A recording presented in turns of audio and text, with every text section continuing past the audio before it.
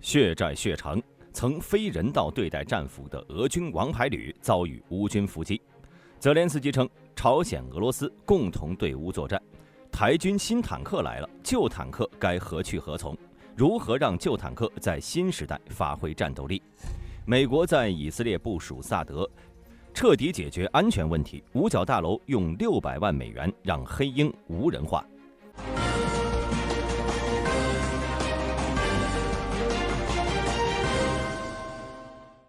最近在库尔斯克西部战线，俄军的155海军步兵旅在库尔斯克州西部的乌克兰控制区域进行了一次攻势。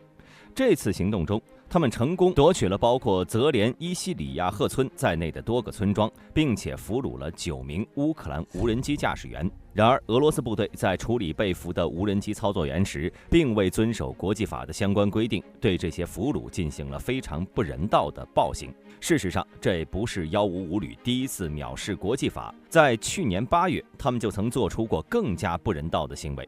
据乌军的统计，从2022年以来，俄军光是有视频记录的非人道处理战俘就超过了100人，而且其中绝大多数集中在2024年。由此可见，由于巨大的人数伤亡，俄军队中也出现了大量训练不足的新兵。这些新兵在战斗力低下的同时，还带来了军队道德的败坏。因为对战俘的非人道处理，往往会招致敌方也这么做，甚至变本加厉。因此，老兵往往会善待俘虏。正如大家所预料的，在俄罗斯暴行的视频流出后，迅速在社交媒体上流传。这不仅没有打击乌克兰人的意志，反而激起了乌克兰部队的血性。他们发誓要让俄罗斯人血债血偿。10月13号，155海军步兵旅继续向南部2个方向进攻，却同时遭遇了伏击。据报道，155旅的一个突击队被全歼了。现在已经证实，进行伏击的是乌克兰第82和第95空降旅。这次伏击没有留下俄罗斯俘虏，不知道是巧合还是有意为之。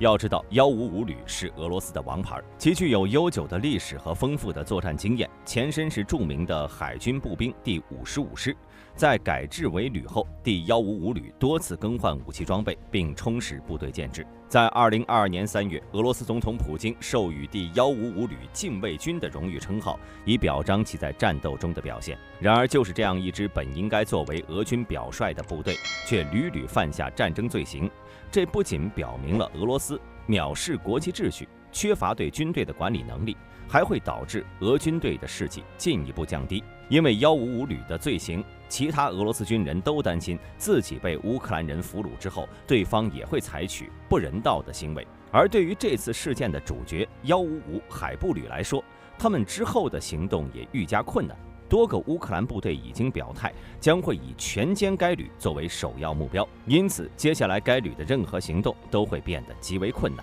但值得注意的是，抛开这次事件，乌克兰现在在库尔斯克的情况也开始变得不太明朗了。俄罗斯开始在乌克兰占领区的西部发动大规模反击。由于秋季到来，植被开始纷纷干枯，这使得乌克兰难以和之前一样依托田野间的林带阻击俄军，未来可能将不得不陷入和俄军的巷战绞肉。而这对于人力资源更加稀缺的乌克兰来说，是一笔不划算的买卖。同时，林带消失也让无人机的效应被大大放大。任何军队在广阔的田野中前行，都会被无人机收入眼中。现在的俄乌战场已经陷入了双方军事情报完全透明的境地。正因如此，在无人机领域陷入劣势的俄罗斯才会把乌克兰无人机部队作为优先打击目标。接下来，乌克兰军队需要对无人机驾驶员的安全上付出更多心思，避免被俄罗斯侦察手段找到。目前，虽然在库尔斯克的乌军人数和火炮上陷入了劣势，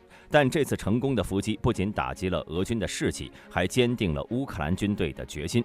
在这场长期拉锯战中，军队意志的崩溃往往会比在战场上被击败来得更快。乌克兰总统泽连斯基在一次员工会议上透露，俄罗斯联邦实际上已经将朝鲜卷入俄乌战争。泽连斯基指出，根据乌克兰情报部门的详细报告，朝鲜不仅提供了包括弹道导弹和弹药在内的军事援助，而且实际上已经参与了战争。他强调，除了武器转让，俄罗斯现在还与朝鲜军事人员和专家并肩作战。泽连斯基还提到，朝鲜的军事援助不仅限于武器，还包括军事人员和专家的直接参与。据《卫报》报道，朝鲜部署的军事人员最初与 KN-23弹道导弹的调整有关，这使朝鲜作为军事合作的一部分转让给俄罗斯的。此外，还有少数朝鲜工程师被派往了顿巴斯地区，负责维修炮弹，并记录弹药中的缺陷，同时监控俄罗斯军队的使用情况。泽连斯基在声明中强调，乌克兰将采取必要的严厉措施来保护国家，并对任何帮助俄罗斯的国家做出强硬回应。他还指出，乌克兰与伙伴国的合作将继续，以确保俄罗斯的意图不会得逞。尽管朝鲜和俄罗斯的合作关系日益密切，而且有报道称朝鲜已经派遣人员前往乌克兰战场和俄军一同作战，但俄罗斯克里姆林宫发言人佩斯科夫对此进行了驳斥，称这些说法是假消息。台军近期宣布将向美国采购108辆 M1A2T 战车，预计这些战车将在今年年底开始交付。关于台军现有的 M60A3 TTS 战车和 CM11战车是否有改进空间，退役少将郭立生在接受采访时指出，这问题涉及国防资源的分配，同时还需要考虑现役战车与新型 M1战车在装弹和补给时间上的差异。他认为，若审慎评估实际需求，持续引进 M1系列战车并发展抱轮式战车将是更为合理的选择。台陆军已经斥资超过405亿美元，向美国采购了108辆 M1A2T。预计今年将先交付38辆，明年和后年分别交付42和28辆。这款搭载了120毫米战车炮的新型主力战车，不仅火力是强于现在的 CM11和 M60A3 TTS， 防护能力和机动性也更为出色。关于现役战车的性能提升，陆军司令部近年来投入超过80亿元，采购了 AVDS17908CR 引擎、战车炮控、射控及观瞄系统，并研制了加农炮管以巩固后勤支持。然而，针对120毫米战车炮的升级计划尚未实施 ，CM11战车也没有具体的升级方案。在国际上，其他国家对 M60系列战车进行过改造，例如以色列的萨布拉战车，土耳其也将它升级为了 M60T。以 M60T 为例，升级是全方位的。M60T 将原有的105毫米线膛炮换成了 MG253型120毫米滑膛炮，这种炮与以色列梅卡瓦 MK3型坦克的主炮相似，提高了火力和穿甲能力。火控系统安装了埃尔比特公司的骑士火控系统，提供新的双向稳定系统、火控计算机和自动追瞄功能，增强了移动射击时的稳定性。防御方面，增加了新式附加装甲和爆炸反应装甲，提高了对破甲弹的防护能力。动力系统换装了一台1000马力的德国 MTU881KA510柴油引擎，提高了行驶速度，最大速度可达每小时55公里。除此之外，在软件层面还安装了激光测距仪、第3代热成像仪、气象传感器和数字化弹道计算机，提高了全天候昼夜态势感知能力。综合来看， M60T 的火力、防护和机动都得到了显著提升，接近了第3代主战坦克的水平，被称为2.7代坦克。郭立生在接受民进党立委王定宇的网络节目采访时，分析了 M1系列与 M60系列战车的升级潜力。他指出，由于设计差异，现役战车在装填炮弹时需要适时转动炮塔，这使得 M60和 CM11战车的补给时间长达10到15分钟。而 M1A2 战车的熟练车组人员则可能在5分钟内完成补给。他认为，在权衡需求与预算情况下，除了继续引进 M1系列战车外，如果 M60A3 不更换主炮，同样发展搭载105毫米战车炮的猎豹战车将更具有优势。因为这款新型轮式战车与 M1A2T 在许多性能上具有相似性，包括高机动性和猎歼能力。此外， M1A2T 战车的优势不仅体现在更大口径的主炮和更佳的机动性上，目标识别能力也优于 M60。M1A2T 的热成像仪放大倍数超过30倍，而 M60仅为8倍，这使得 M1A2T 在辨识目标和防止误击友军方面更为有效。此外， M1战车的高速、低震动和低噪音特性使其不易被敌方侦测，甚至在加速时能提供良好的贴背感，在必要时可以实现大马力输出，以闪避敌军攻击。然而，无论是 M1还是猎豹，都没有大规模列装台军。如果面临突发事件，升级旧坦克要比等待新坦克快得多。就像乌克兰军队在等待 F-16期间，也会使用升级过的苏25执行攻击任务。大家认为台湾有必要升级旧坦克吗？欢迎在评论区留下您的看法。美国陆军近期向以色列派遣了一套萨德，即萨德反导系统。陆军部长克里斯蒂娜·沃夫斯在一次新闻发布会上表示，当地防空部队的压力已经达到了顶峰。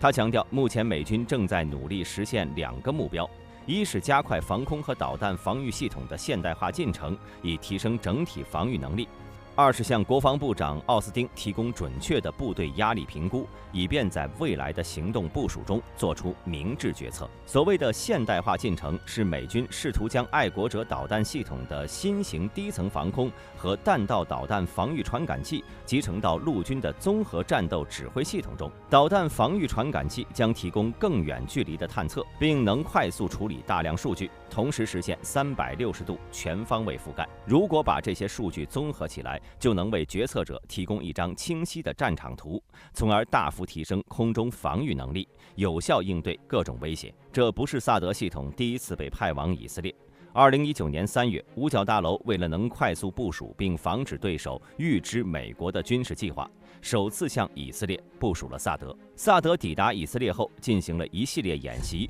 主要是为了应对伊朗日益增强的弹道导弹能力。美国陆军第10陆军防空和导弹防御司令部的成员，从2012年以来一直在以色列内盖夫沙漠的一个地点维护该系统的远程雷达，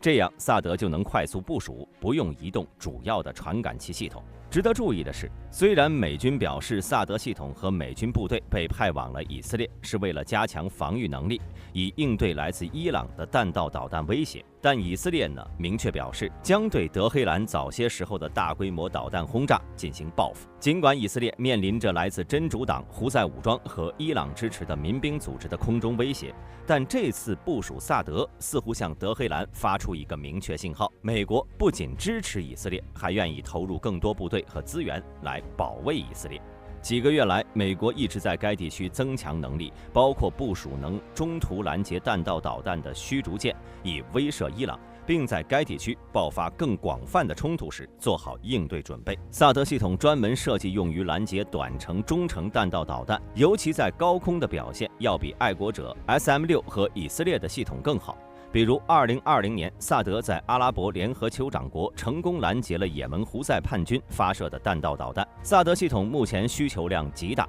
除了派往以色列，美国在大陆以外还有2套萨德系统，一套在韩国，一套在关岛。近年来，萨德也被派往欧洲部署，美国陆军希望到2025年能部署第8套萨德系统。2024年10月14号，洛克希德马丁公司的子公司西科斯基宣布，已经获得 DARPA 一份价值$600万的合同，旨在为美国陆军的 UH-60M 黑鹰直升机配备 LS Matrix 高级自主飞行系统。西科斯基副总裁兼总经理强调了这一技术进步的变革性潜力。他表示，自主飞行技术将显著减轻飞行员的负担，提高飞行安全，并在复杂激烈的竞争环境中为指挥官提供前所未有的任务灵活性。他还指出，对黑鹰直升机进行现代化改造，将确保这些直升机直到2070年代仍然能保持其作战相关性，从而惠及当前和未来的陆军航空平台。Matrix 自主飞行系统是 DARPA 的 LS 计划的技术基础。西科斯基从2020年起便参与了该计划的开发。